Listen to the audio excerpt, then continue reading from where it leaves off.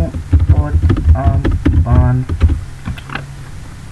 Pe că n-am chef să joc cu tine, zi, în față. Marius, Ia-ți dă-mă, bă. cât timp? 7 zile. Ia spărâitoarea! Păritoare! Ia spărâitoarea, na.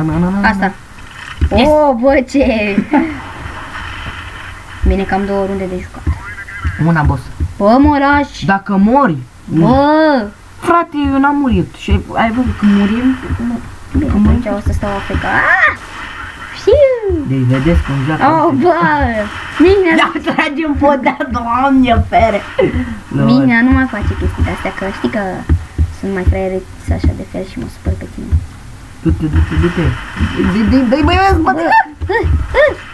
Da. Bă, dar-mi place. Uite-l. Dar nu că până că nu sunt. Yes! Este, mă, un kill! 2 pe Star Trek. Uite-te. Fuck you, motherfucker! Hai. Fuck you, motherfucker! Taci, bă, țărane. Hai, valea. Măcar mi-a făcut și el un kill pe ploșniță, deci asta e bine, deci dacă mi-a făcut kill pe ploșniță, asta e bine.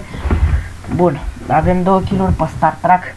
Dacă se aude prostii din cauza microfonului, fiindcă nu-i bun, oricum joc pe laptop și e incorporat în laptop, așa că da. Uite, Doamne, cum poți să joci cu SG-ul și să dai și... Da. Cu talent. Mă lași. Uite ce are boss-ul ăsta. Este, nu mi-l dai mie. Tu speak Romanish, nana. CV1. Mă, dacă îmi dai mie pe 90 și cum mă duc Rambo pe el. Da. Ăsta fecal, doare în basket. Uite cum să pierde un meci cu un prost. Aveți exemplu aici? Bun, dacă au zis pe bunica mea pe fundale, e enervantă, dar n-am zis.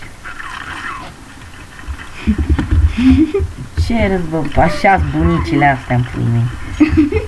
Bine, să nu credeți că așa o să fie mereu, dar azi fiind duminică, fiind... Na. Sâmbătă, inteligentule. Hai. Dacă tu mâine te duci la școală, Hai. să mă aminti și pe mine. Mamă, să vezi ce 369 scop îi dau lui ăsta, pam! Bă, dacă îl prindeam, bă, 369 scop! Da.